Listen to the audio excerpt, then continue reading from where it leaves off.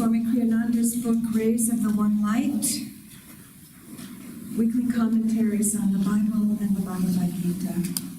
This week's reading is entitled, The Mystery of Avatara, or Divine Incarnation.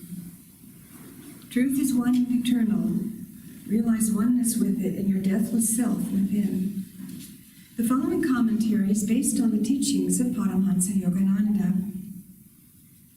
The Bhagavad Gita in the 4th chapter states, as we saw last week, O Bharata, whenever virtue declines and vice predominates, I incarnate on earth.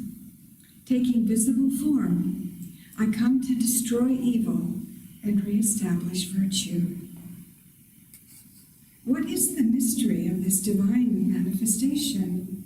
Great avatars such as Krishna and Jesus Christ are born as babies, even as we all are. They take human form and go through normal human experiences as they grow from childhood to adulthood. They eat, they play. They may seem to suffer sickness and disappointment like the rest of us. In what way are they different from other human beings? The important thing to understand is that even as they are like us, so are we also like them. Their realization can be ours too. They come on earth to show us our own divine potential. The difference lies not in the manner of their manifestation on earth, but in the consciousness with which they are born. All things are condensations, so to speak, of the cosmic vibration Om, described by St. John's Gospel as the Word. Most human beings, however, are unconscious of their divine origin. The avatars, on the other hand, come consciously as manifestations of that divine reality. As the Gospel says in the 1st chapter, and the Word was made flesh and dwelt amongst us, and we beheld his glory, the glory as of the only begotten of the Father, full of grace and truth.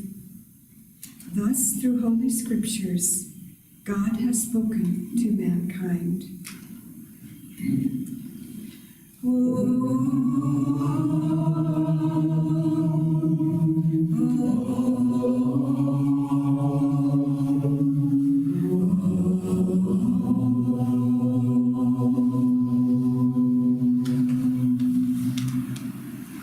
So thank you all again for being with us. It's so wonderful to be able to do our Sunday service not only in Italian, which we've done for many years, but also in English.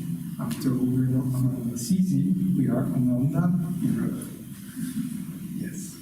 So, for those who follow Sunday service more regularly, you may have noticed that in this particular reading, Swami first quotes from the Bhagavad Gita, and then from the Gospel. Very often, I think, it's the other way around. And in fact, Krishna's words are extremely powerful. I found a little,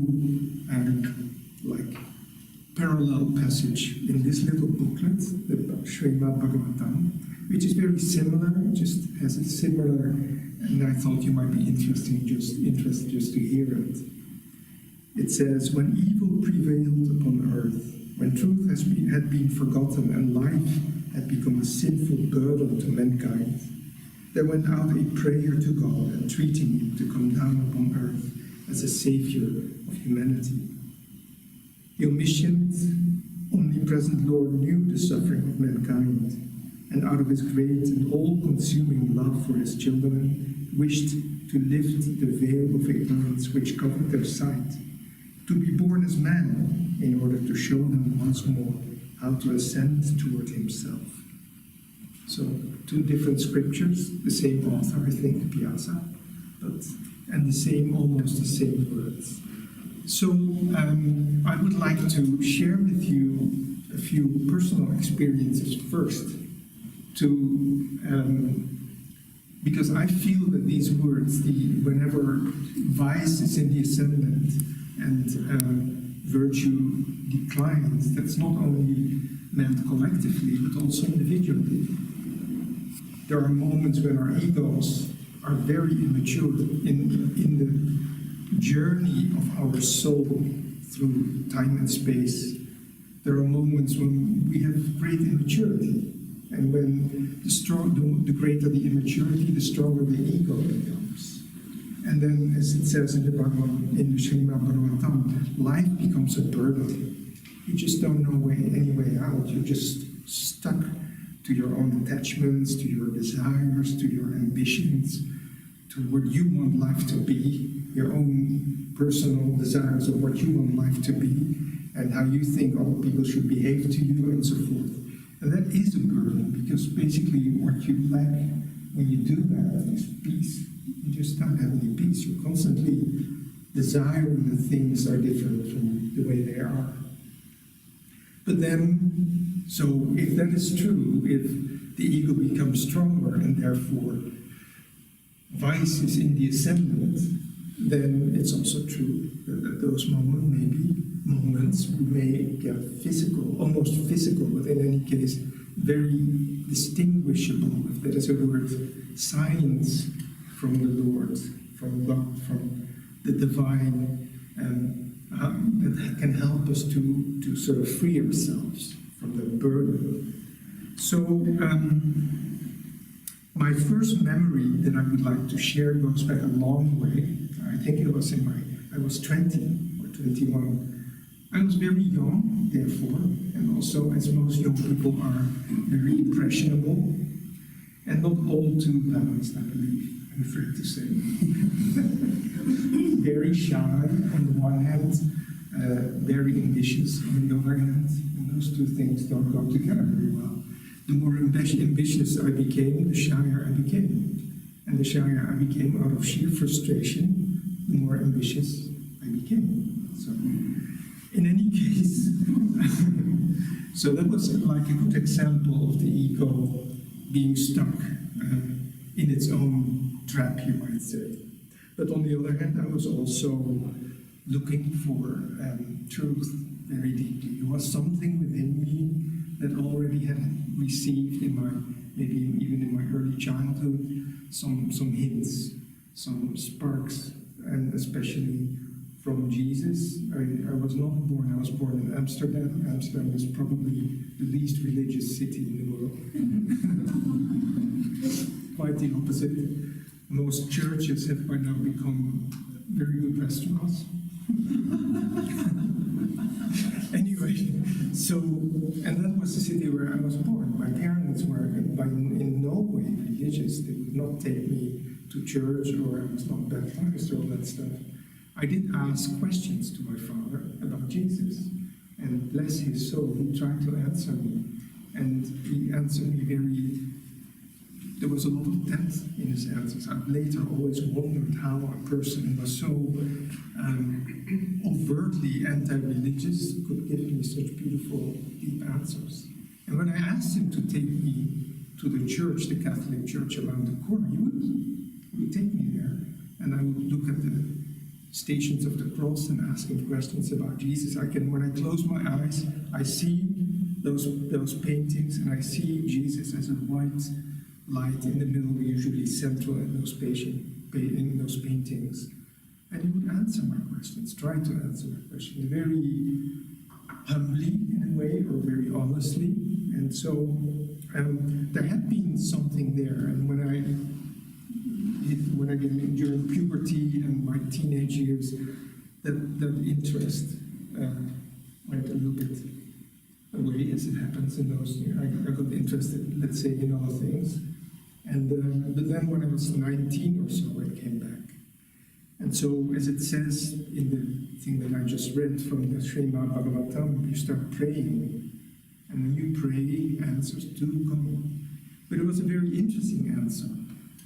I met an American man who had been at Ananda in Ananda's very early days, but I'm afraid he was not one that would stay at Ananda, because he was one of those people who came during the 60s and the early 70s who was interested in probably playing the guitar and smoking pot, and a lot of young people in those days, in those years, were interested in illumination, enlightenment.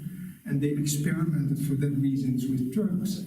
And then later on, some of them found actually in yoga and meditation what they were really looking for. So he was, my friend, was a little bit mixed at that. He wasn't completely clear, let's say, in what would give him the substance, the real realization, the real enlightenment. And he was also a psychologist, and he was a little, how to say, manipulative.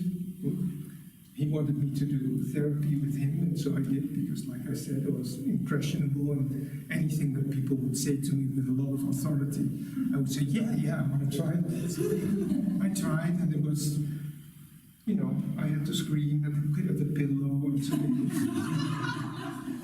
really, later, I wasn't angry at all. I said, scream at the pillow, and I would scream at the pillow. There was nothing within me that corresponded. And later, I realized that as an actor, if I'd done it as an actor, I would have been much better. Just acting anger with love. I think it's very much more fun to play the bad guy than the good guy in the play. And then I had a girlfriend, and she too needed to do therapy. And I recommended for her certain types of intimacy that were part of the therapy. In other words, he was a little off, both as a devotee, which he was a devotee, and as a psychotherapist, and also as a friend in a way. Although, who can explain the mystery? I loved him deeply, really did. So, but I was influenced, and the friendship lasted maybe 4 or 5 months. But what did he do? He gave me autobiography yogi. He gave me the path. He gave me lots of talk tapes. They were tapes, you know, audio tapes. We're talking about 1980, 1981. There was no digital thing at all. And I had a very old tape recorder, which belonged to my mother, and it went a little bit too fast. So I heard Swami, and in the evening I was a student, I was living in a little room, and I heard Swami's voice, and it immediately touched me. And those two coming together, autobiography of yogi, and then listening to those very old talks that Swami gave, were beautiful. But then, when I met Swami in reality, 5 years later, 1985, I noticed his voice was much lower and much lower. Because I thought it was really fast. Okay. In any case, so he gave me 14 Steps to Perfect Joy, which is now called Raja Yoga. It was meant to be a correspondence course, and it was extremely deep and it was like a real,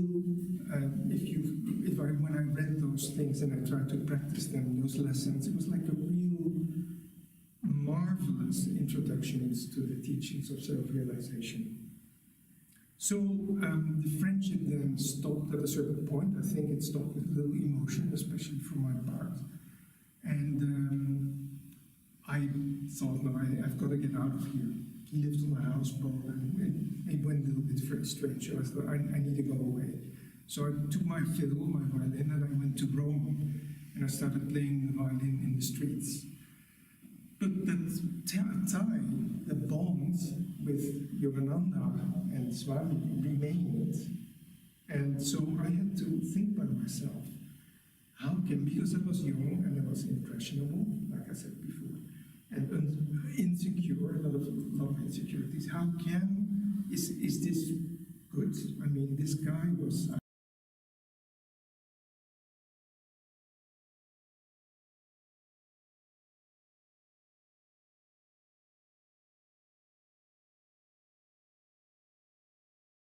that a guy like that would give me teachings that my heart just recognizes as being so true. And so in other words, I had to do a work of discrimination. And that the way things start is usually also tells you a lot about how they further evolve and develop. So that courage within me, because I was pretty shocked emotionally, that courage in me then that I found to say, I have to believe what I really feel on a deeper level. On a superficial level, I felt emotion because I felt I had been manipulated. On a deeper level, my feelings were, what a marvelous teachings, and what a great teacher, and look his eyes looking at me, So I had to distinguish and discriminate, and that has been that need, or that, and then it became an attitude that stayed with me all over the years, and there's still always try to wonder, am I being real here spiritually, or am I being a little faking it, or whatever? I'm always very scrupulous in trying to be honest with myself in where I am. So that was a good beginning in a way. You know, on the one hand, you can see vice was in the ascendant because there was a lot of emotional turmoil, really was. And on the other hand, virtue descended. Avatara means to descend. It was descending, it was creeping, sneaking into my heart. And something within me stayed pure, you might say, or clear at least. Another experience that I had at the same time, and it was again with the same friend. I call him friend because thanks to him I came to on this path. And I hope he's doing well wherever he is. So another experience that I had was he took me to another houseboat. The Amsterdam is about houseboats, as you know. And we did an exercise in visualization where I had to lie down, and this was just very briefly after I had gotten to know Master for the first time. So I didn't know him. So I lay down, and he was sitting there, and he said, "You are now in the presence of Paramhansa Yogananda." Paramhansa, what is that? I didn't even know what it meant. And so he's there, his eyes are looking at you, and now I want you to just tell me what he's saying to you. So it was a visualization, and I was lying down, and I felt those eyes looking at me. In fact, I already felt his eyes looking at me and when I saw his picture for the first time. And so I started basically looking at all the fears that were there in the little immature heart of mine, and all the insecurities, and then for each one of those, he addressed each one of those with a message of love. Oh, that's okay. Love. He was there and he loved me. I was terribly bad. Oh, how are you? I love you. So I went on. It was very simple, but it was also very, very deep. And I think I went on talking for quite a long time. So then at the end, my friend was sitting there and he had this talking and taking him into a very deep meditation. And so when we came out of that, he said, well, this was very deep. And I thought it was very deep. And it basically was an inner experience that somehow, was like a turning point. From there, I could start finding ways out of the ego turmoil of being insecure, having fears, and so forth. Because that voice in those eyes were telling me, I love you. So,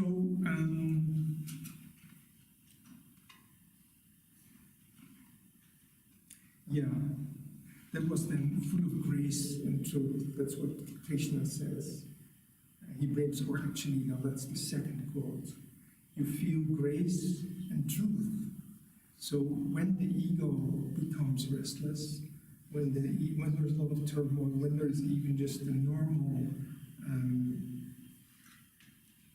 emotions of grief maybe, or just excitement, or whatever it is, just withdraw a little bit, go into a space of inner silence, like that happened to me when I was 20 years old, and go into that space and just remember that we are loved. Swami says it in his reading here.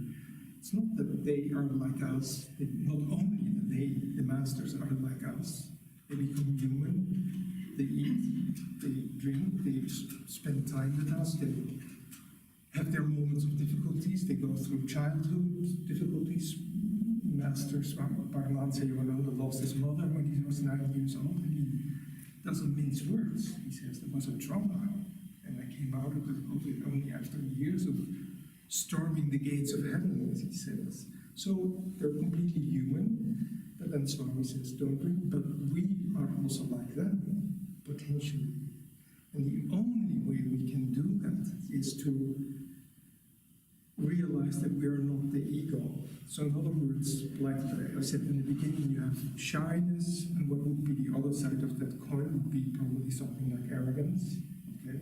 So let's try to imagine a situation, a dynamic in which you're maybe at a certain point you feel you're being a little arrogant, and so you whip yourself because you try to be a devotee, and then you become very shy.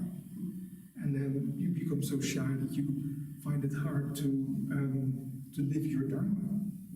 So like if I were standing here and I would say to you, oh, you know, I'm nothing and I'm trying to speak a little bit, but that wouldn't work. You have to do something to get the flow going, right?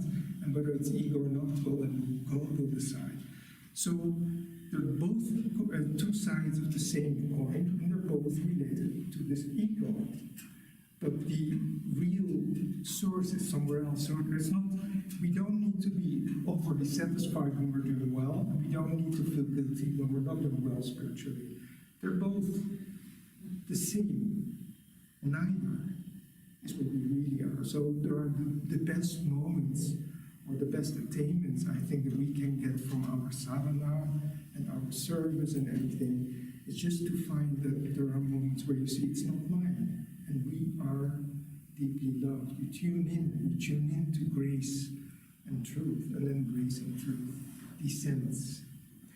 Now let's have a look at the collective implications or the social implications of what Krishna says, because of course he speaks about I incarnate on earth, and that is very important too. And there you see the same manifestation, that when the light descends, then the ego resists. We see it in the life of Jesus. When he was born, there was a lot of resistance in the form of hatred and fear. You had this king Herod, who was a terrible man.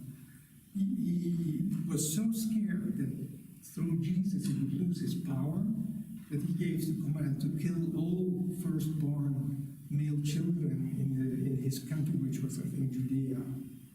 That's just terrible. And he represents, and the city of Jerusalem, and you look at it like allegorically, it represents the human ego.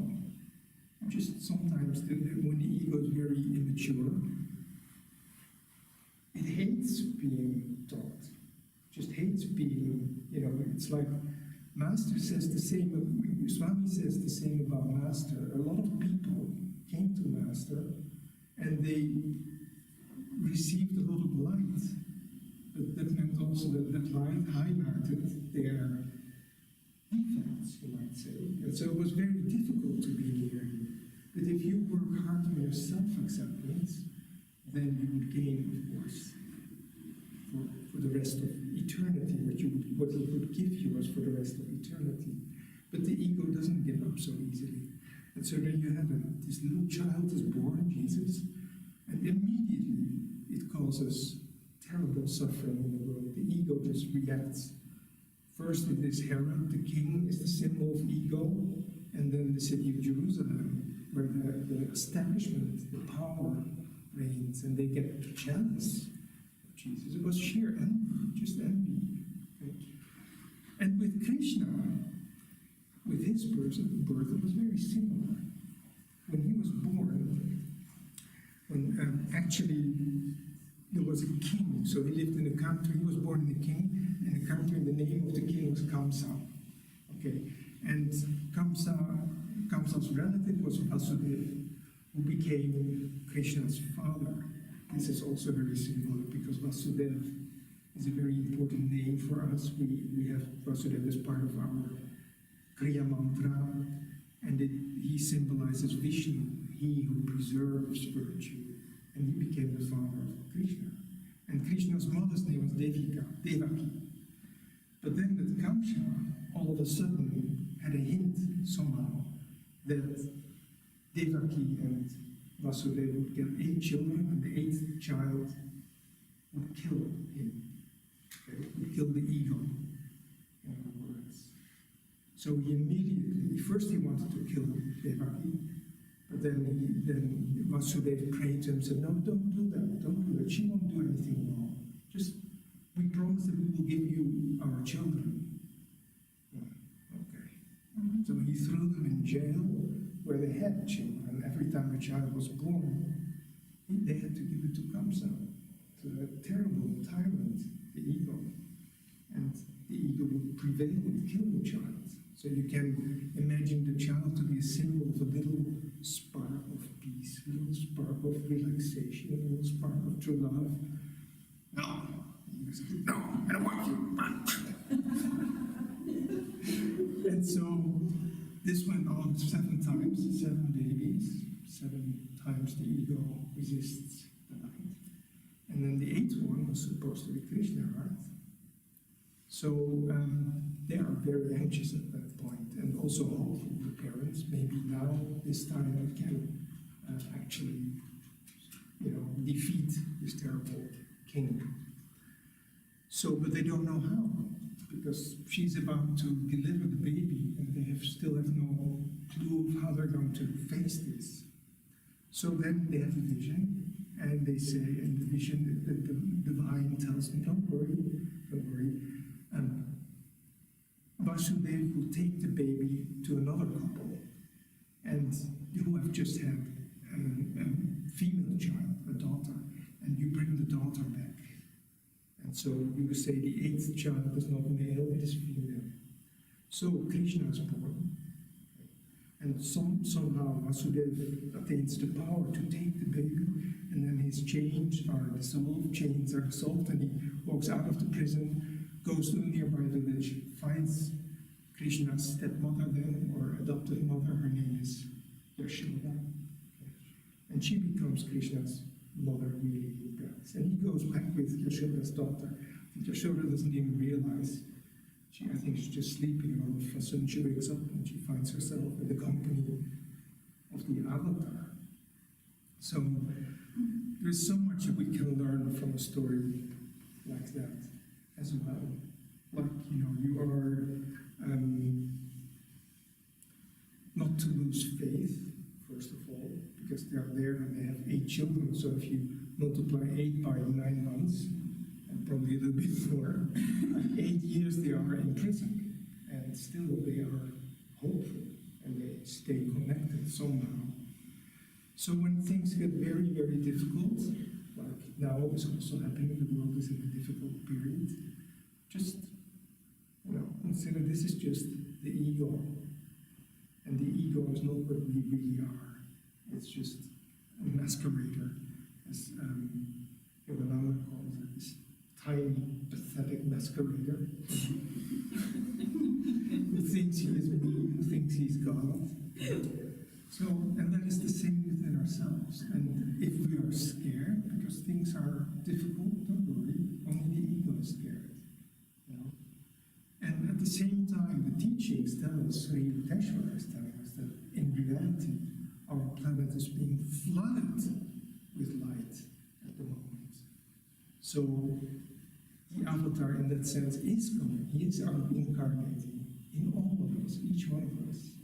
So all we really need to do, I think, on a personal level, is to tune in to grace and truth, like in our life, in our meditation, and we can obtain that by focusing on the Master's presence, focusing on Jesus, focusing on one of the Masters, and then offer our desires up to them and tune into the peace, like the real peace. I am now 62 years old, and I realize that my stay on earth, my years are numbered.